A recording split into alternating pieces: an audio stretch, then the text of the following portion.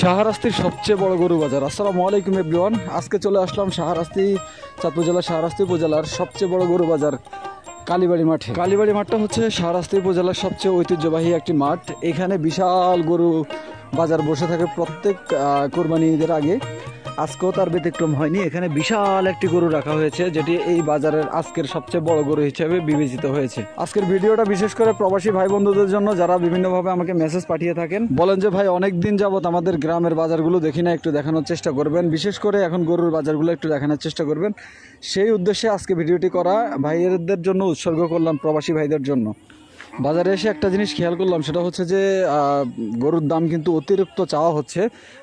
যেগুলো দাম আছে আপনার 1.5 লক্ষ, সেগুলো চাওয়া হচ্ছে 2 লক্ষের উপরে। যেগুলো 2 লক্ষ দাম, সেগুলো 4 লক্ষ চাওয়া হচ্ছে।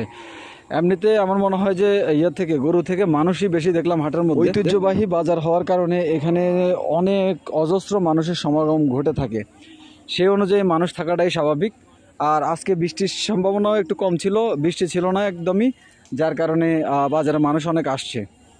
যারা দীর্ঘদিন যাবৎ এই কালীবাড়ি মাঠ দেখতে পান না, তাদের জন্য ভিডিওটা রইলো। আপনারা অবশ্যই জানাবেন যে আপনাদের কেমন লেগেছে, আর আপনারা কেমন ধরনের ভিডিও চান সেটা অবশ্যই আমাকে জানানোর চেষ্টা করবেন।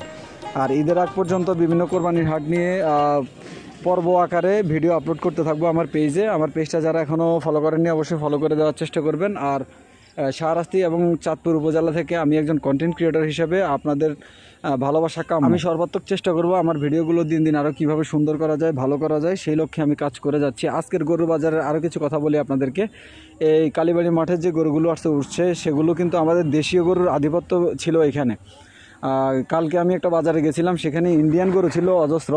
আজকের বাজারে দেখলাম তার উল্টোটা, আমাদের দেশীয় গরুর আধিপত্য ছিল। এভাবে যদি আমাদের দেশীয় গরুর আধিপত্য থাকে, তাহলে ইনশাল্লাহ আশা করা যায় যে আমাদের খামারিরা লাভবান হবে। আর মাশাআল্লাহ, দেখতে কিন্তু গরুগুলো অনেক হৃষ্টপুষ্ট ছিল। আর আমাদের সমাজে যে মানুষগুলো এখানে আসছে, তারা বিভিন্ন লোকের সাথে কথা বলতেছিল ক্রয় বিক্রয়ের ব্যাপারে। আমাদের ঈদ হোক আনন্দময়, আমাদের স্বপ্নগুলো হোক সবার পূরণ, এই প্রত্যাশাই সবার কাছে সবসময় থাকবে। অনেক অনেক ভালোবাসা রইল আপনাদের জন্য। কষ্ট করে ভিডিও তৈরি করি, অবশ্যই আপনারা দেখে ভালো লাগলে অবশ্যই জানাবেন যে ভালো লাগছে কিনা।